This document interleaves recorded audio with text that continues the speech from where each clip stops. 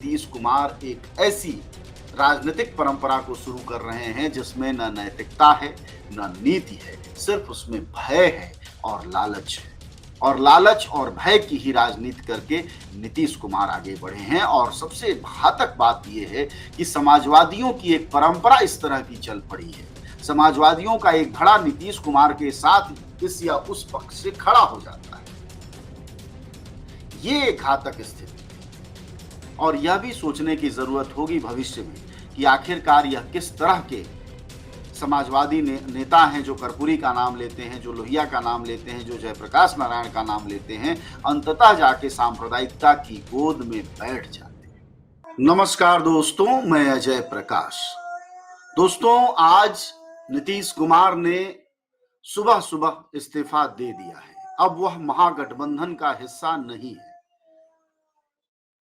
चुनाव नजदीक है लोकसभा के और इस बीच जो नीतीश कुमार ने नई नौटंकी राजनीतिक रूप से नाधी है, उसका व्यापक असर भारतीय राजनीति पर पड़ेगा। यह असर इस रूप में महत्वपूर्ण होगा कि नीतीश कुमार ने जो गठबंधन को छोड़ने का बहाना बताया है, इंडिया से अलग होने की जो तरकीब बताई है, वह भी बहुत महत्वपूर्ण है।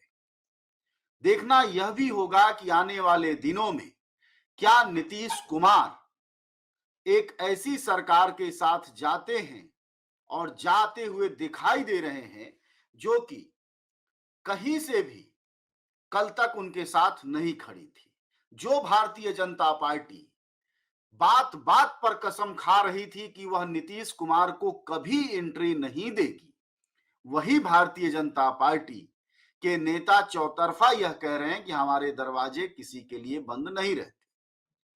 लेकिन यहां सवाल भारतीय जनता पार्टी के कार्यकलाप के साथ साथ नीतीश कुमार पर है कि नीतीश कुमार आखिरकार भारतीय राजनीति के किस तरह के नेता के रूप में सामने आ रहे हैं, जो कि अपना सब कुछ दांव पर लगाकर सिर्फ कुर्सी से चिपके रहना चाहता है।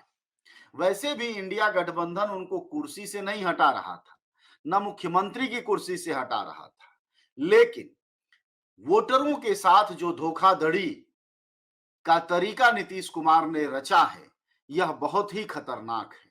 नीतीश कुमार ने इस्तीफा दे दिया है और इस्तीफा देने के बाद जब मीडिया से बात कर रहे थे तो उन्होंने कहा, जैसा कि वे हवाई बात करते हैं, जैसे आपने ध्यान दिया होगा कि नीतीश कुमार कभी बात करते हुए नाम नहीं लेते, तारीख नहीं बोलते, आप तो जानते ही हैं, सुनते ही हैं, इस तरह की बातचीत करते हैं। और आज भी वही कहा कि सब कुछ अच्छा नहीं चल रहा था और वो लोग सब कुछ पर अपना ही क्रेडिट ले रहे थे। यह दर्द है नीतीश कुमार का गठबंधन छोड़ने का।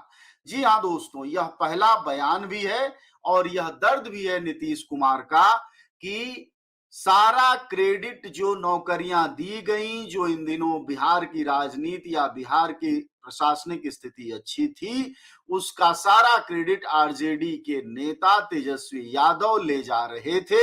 इसलिए पार्टी में इनके सवाल उठने लगे थे और छोड़ दिया। वाह, ये भी एक बात है। खैर, जदयू के लोग यह कह रहे हैं तो हम सबको यह बात सुननी चाहिए। मतलब नीतीश कुमार का यह कहना है कि जो नौकरियां दी गई बिहार में बड़ी संख्या में और और दिए जाने की जो योजना थी, इन सब का क्रेडिट जो है वह आरजेडी अपने पक्ष में ले जा रही थी और वह चालाकी से ले जा रही थी, यह शिकायत है। और आज आरजेडी ने इसको पूरा भी किया है और आरजेडी ने आज बिहार के सभी अखबारों में तेजस्वी यादव की तस्वीर छापते हुए वह सारी नौकरियों की क्रेडिबिलिटी खुद लेने का दावा किया है। खैर, यह बात तो बिहार की जनता तय करेगी कि यह नौकरियां तेजस्वी यादव की उपस्थिति से मिली या नीतीश कुमार की भी उसमें भागीदारी थी। हालांकि अगर इसमें तेजस्वी की भागीदारी नहीं होती, तेजस्वी यादव अगर इस बात को ताकत पूर्वक नहीं कहते कि नई नौकरियां दी जानी चाहिए, तो इससे पहले भी नीतीश कुमार भाजपा की सरकार के साथ थे, लेकिन उस समय तो नौकरियां नहीं दी गई। उस समय बिहार को सुशासन की तरफ नहीं बढ़ाया गया। और अगर तेजस्वी की उपस्थिति में ये हुआ है तो जाहिर तौर पर इसकी बड़ी क्रेडिबिलिटी तेजस्वी यादव को जाती है और इसका असर 2024 के चुनाव में दिखाई देगा। और जिस तरह की राजनीतिक धोखाधड़ी लगातार एक के बाद एक नीतीश कुमार करने के आदी हो गए हैं या आदि पुरुष बनते जा रहे हैं, इसका खामियाजा उनको अगले लोकसभा चुनाव में मिलता है या नहीं मिलता है, यह तो समय बताएगा। लेकिन इतनी बात तो तय हो गई है कि राजनीति में नैतिकता जैसी कोई चीज बची नहीं है। वैसे भी राजनीति में नीति होती है। अक्सर हम लोग बातचीत में कहते भी हैं उन पत्रकारों से जो राजनीति में राजनैतिक लिखते हैं, राजनैतिक जैसी कोई चीज नहीं होती है, राजनीति जैसी ही चीज होती है। इसलिए इस समय जो पत्रकार या जो विश्लेषक इस समय बैठकर रुदन कर रहे हैं नीतीश कुमार के इस सातिरी पर, उनको पहले ही चेत जाना चाहिए और अपनी समझदारी बढ़ानी चाहिए कि भारतीय राजनीति में न नैतिकता तो होती ही नहीं है, नीति भी नहीं बची है। इसलिए रुदन बंद करें। और विश्लेषण ये है कि वह हर पार्टी उस पार्टी के साथ जाने को इस समय तैयार है जो कि उसको सीट दिलाए, क्योंकि आने वाले वर्षों में, आने वाले समय में सभी पार्टियां जो विपक्ष में हैं, उनका सबसे बड़ा संकट है कि उनकी सीट की हिस्सेदारी लगातार और लगातार घटती जा रही है। और बात यही नहीं खत्म हो रही है नीतीश कुमार तक। नीतीश कुमार छोड़ गए, एनडीए में चले गए, उन्होंने कहा तेजस्वी यादव अब सारी क्रेडिबिलिटी जो है नौकरियों की खुद ले रहे थे, उनकी पार्टी ले रही थी। उसके प्रमाण के तौर पर आज जदयू के लोग यह गिना भी रहे हैं कि अखबारों में बकायदा तेजस्वी यादव के पक्ष में आरजेडी ने एक विज्ञापन छपवाया, इसमें सारी नौकरियों की क्रेडिबिलिटी खुद ली है। ये सब बातें हैं, लेकिन राजनीति में समाजवादियों की जो भूमिका है, इसको भी अब पहचानने की जरूरत है कि आखिरकार जितने ये समाजवादी हैं असल में संघ के सबसे नजदीक क्यों है। संघ समाजवाद के सबसे बड़े पुरोधा में से एक हैं और वो है नीतीश कुमार। नीतीश कुमार हाल ही में 1.5 साल पहले इस सरकार के साथ आए जिसका नाम महागठबंधन है, और महागठबंधन के बाद अब वापस एनडीए में लौट गए। इसलिए बहुत सारे लोगों को आश्चर्य हो रहा है कि ये क्यों हो रहा है। लेकिन सारा मामला ये है कि नीतीश कुमार चाहते थे कि लोकसभा में उन्हें 20 से 22 सीटें मिलें, कुल 40 सीटों में से, जिसमें से संभव नहीं था क्योंकि इंडिया गठबंधन में आरजेडी, कम्युनिस्ट पार्टियां, कांग्रेस और फिर जेडीयू थी।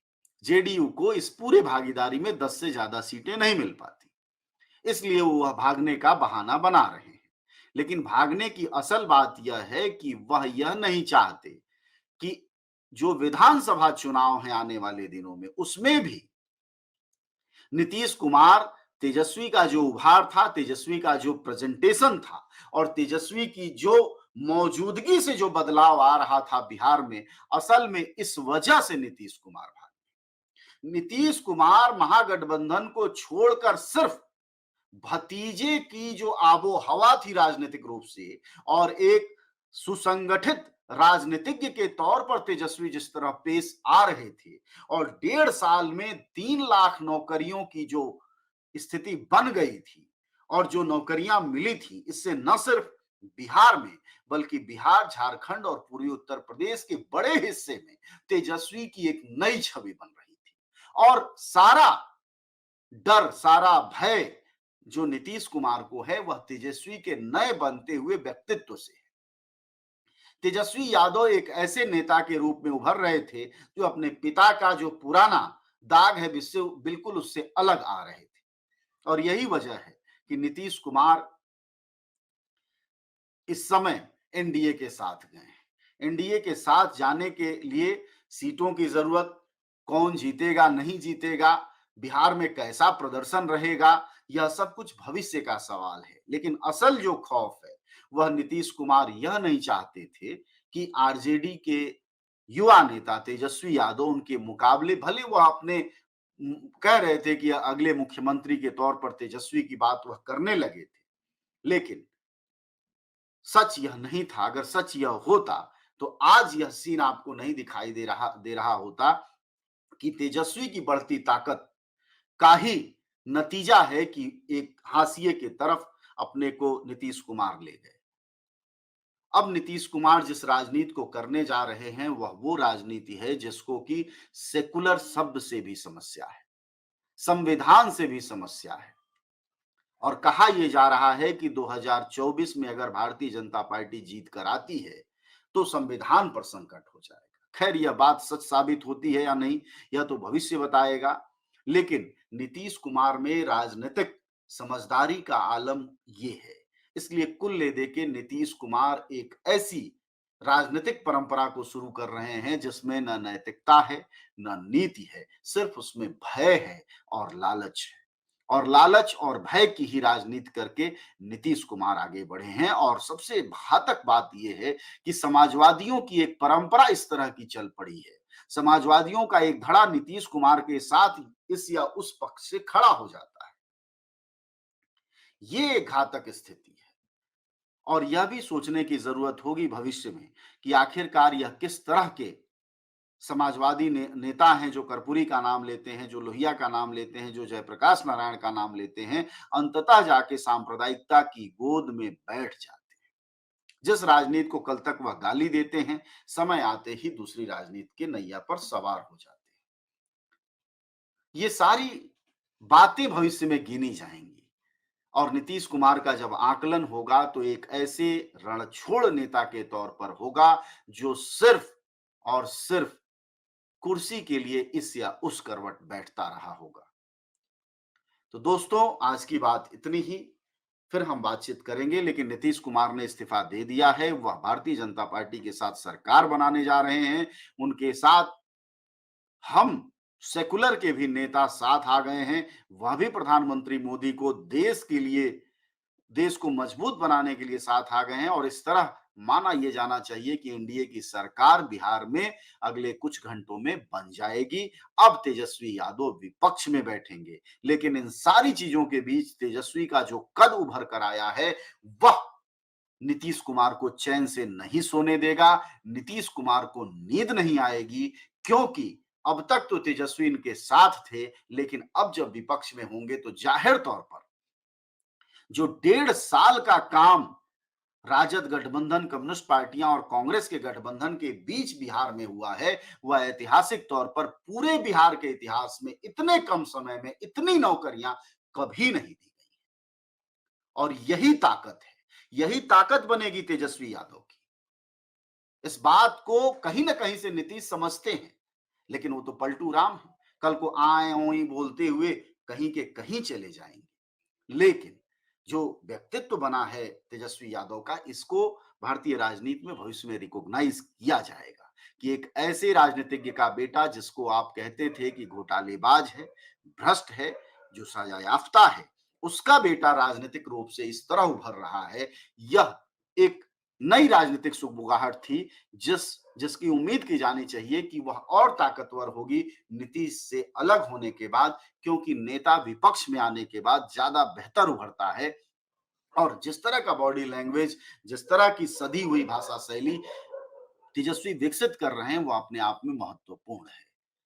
अब नीतीश के इस्तीफे के बीच महागठबंधन या कहें इंडिया गठबंधन और ज्यादा निखर कर आएगा और सामने वह बिहार को बताने के लिए काफी होगा कि हम नौकरियां दे रहे थे, हम बिहार को बेहतर रास्ते पर ले जा रहे थे, लेकिन नीतीश कुमार उस सरकार के साथ गए जिसके साथ वह 20 साल के पूरे समय में 15 साल से ज्यादा रहे हैं, लेकिन इतनी बड़ी संख्या में नौकरियां नहीं दी गई। इसलिए बिहार की जनता तय करे कि आखिरकार सुशासन का पुरुष कौन है, विकास का पुरुष कौन है। और यह बिहार की जनता जो राजनीतिक तौर पर बहुत ही सक्षम, समझदार और जागरूक भी है, वह जरूर तय करेगी कि आने वाले दिनों में नीतीश कुमार की जो यह पलटी है, कहीं पलटते पलटते राजनीति की उस खाई में नीतीश कुमार को न डाल दे जहां से वह चिल्लाएं तो कोई आवाज न विपक्ष को सुनाई दे, न पक्ष को सुनाई दे, न जनता को सुनाई दे। शुक्रिया आप सबका, धन्यवाद। आप सब जानते हैं कि जनज्वार का खर्च आपके जनसहयोग की बदौलत चलता है। आप भी जनसहयोग में शामिल हों और आजाद और स्वतंत्र पत्रकारिता को बनाए रखने के हमारे इस महाअभियान में शामिल हों।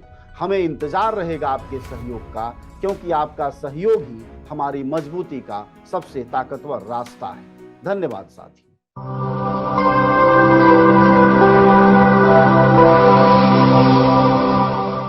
जन ज्वार, जनता की मीडिया।